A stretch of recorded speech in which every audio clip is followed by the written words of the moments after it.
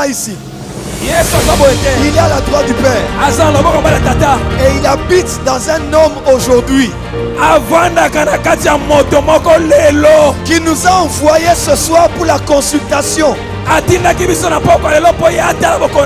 Consultation gratuite.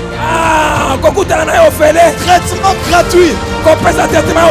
Médicaments gratuits. Prise en charge gratuite.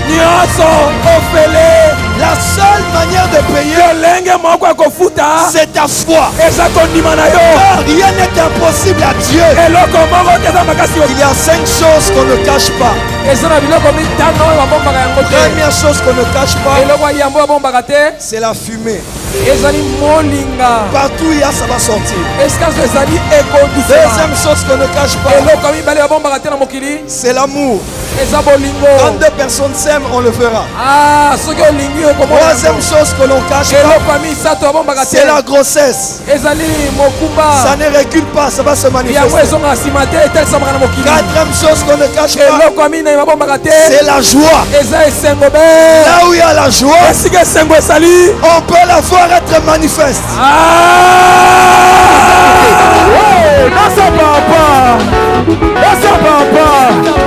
That's a daddy. That's a papa. That's a papa. That's a papa. That's a papa. That's a daddy. Hey, that's a papa. That's a papa. That's a papa. Je tremble même d'être devant papa. Parce que je sais qu'aujourd'hui, il y aura un avant et un après aujourd'hui. Les gens nous ont envoyé des habits. Il y a même une personne d'une famille présidentielle de l'Afrique qui a envoyé un vêtement. C'est la fille d'un chef d'État. Elle a envoyé un vêtement. Elle a dit Papa Barouti doit prier. C'est une grâce. Deuxième chose que je voulais dire. Dans Galates chapitre 2, l'apôtre Paul parle de la première fois qu'il a eu à entrer en contact à Jérusalem. Il y avait plusieurs apôtres là-bas, mais il y a 3 qu'on considère comme des colonnes.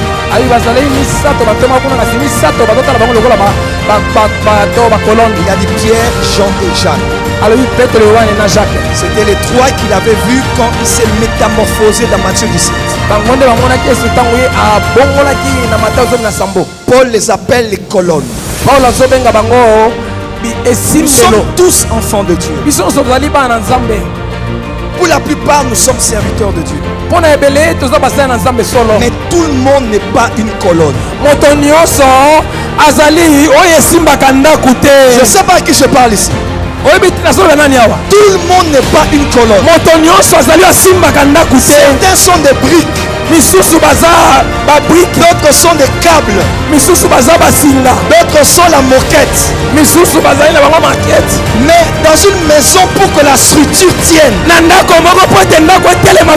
y a des murs porteurs. Il y a des colonnes. Les colonnes ne paraissent pas plusieurs fois dans une génération. Dans chaque génération, dans sa prédestination et dans l'élection de la grâce, Dieu choisit les colonnes.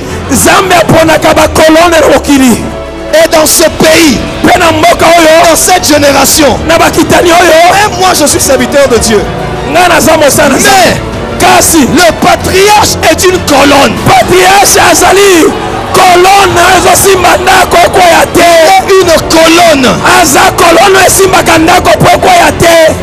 Une colonne.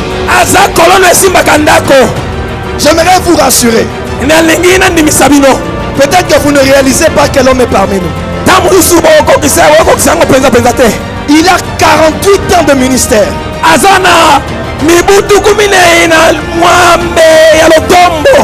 31 ans de pastoral.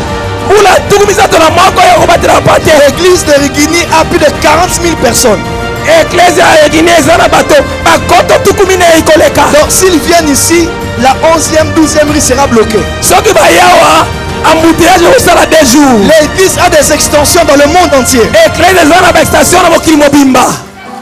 À son âge, il est plus jeune même que nous les jeunes. Il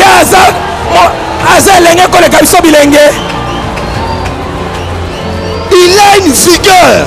Il a une force. C'est incroyable. Oh,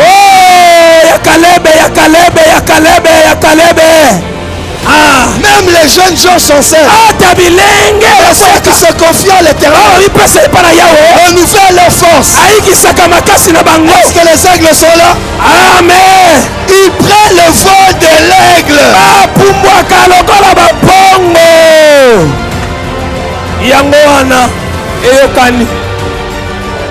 Mes frères et sœurs, ce qui m'a touché,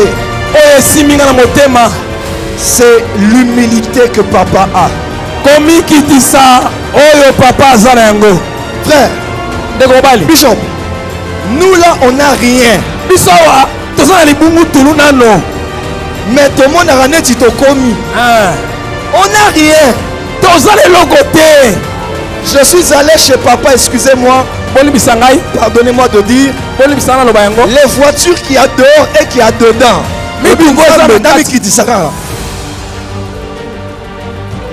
Mais papa a une humilité insolente.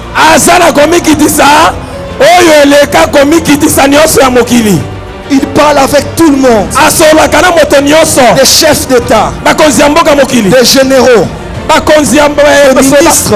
des ministres, des riches, des pauvres, des enfants, des bébés.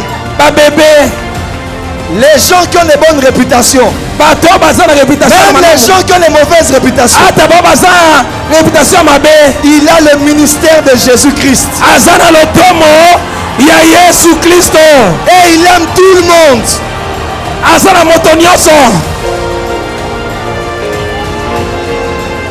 Dès l'Osborne, à l'époque, il a eu 2 révélations de Jésus. Il a dit la première révélation quand il a vu le frère Branham. Il a dit j'ai vu Dieu dans un homme habillé en costume.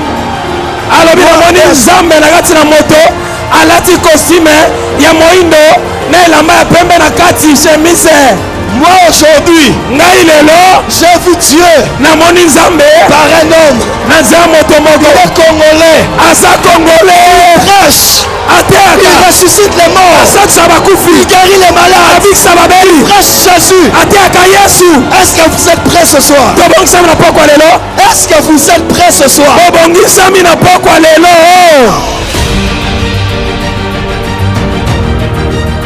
Jésus guérit. Jésus guérit.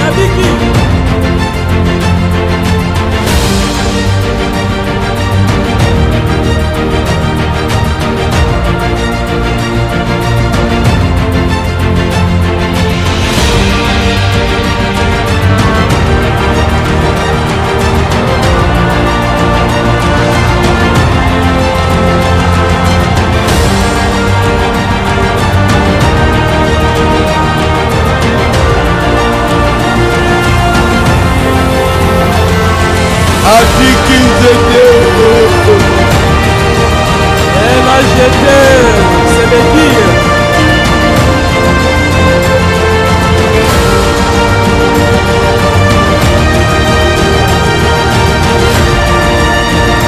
Hey!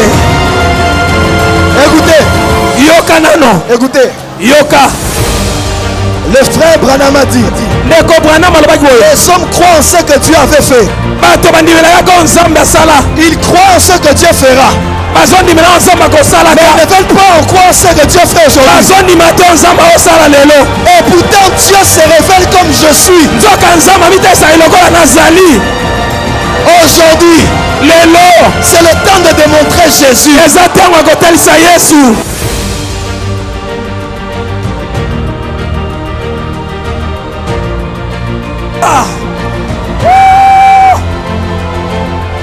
Solo ya Nzambe, Nzambe azolumbawa. Solo ya Nzambe. Est-ce que quelqu'un est prêt ici? Est-ce que quelqu'un est prêt ici? Je vous donne un témoignage.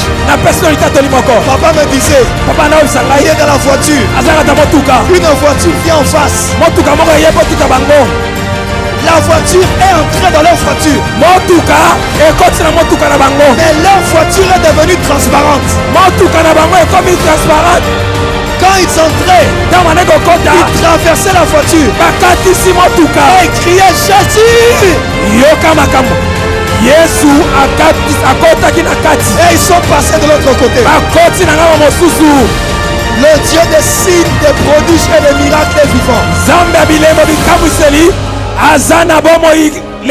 Alors Kinshasa, la RDC, vous qui êtes en direct des États-Unis, de l'Europe, de l'Afrique, du Congo, vous êtes dans le quartier, aidez-moi s'il vous plaît à honorer la grâce, le don de Christ à notre pays. Je ne vais pas attendre que Jésus le prenne pour le célébrer à sa mort, mais je vais le reconnaître aujourd'hui. Dieu est aujourd'hui dans un homme par qui il fait des choses extraordinaires et nous honorons cela. Papa, aujourd'hui, ma vie et mon ministère ne doivent plus être comme avant. Amen. Votre passage ici, tout ce que nous voulons, c'est Jésus. Nous venons comme ces hommes grecs. Nous voulons voir Jésus. Nous voulons le voir. Notre pays est malade. Plusieurs malades sont ici. Plusieurs pasteurs sont ici. Nous voulons voir Jésus. Et nous savons qu'il est en vous aujourd'hui.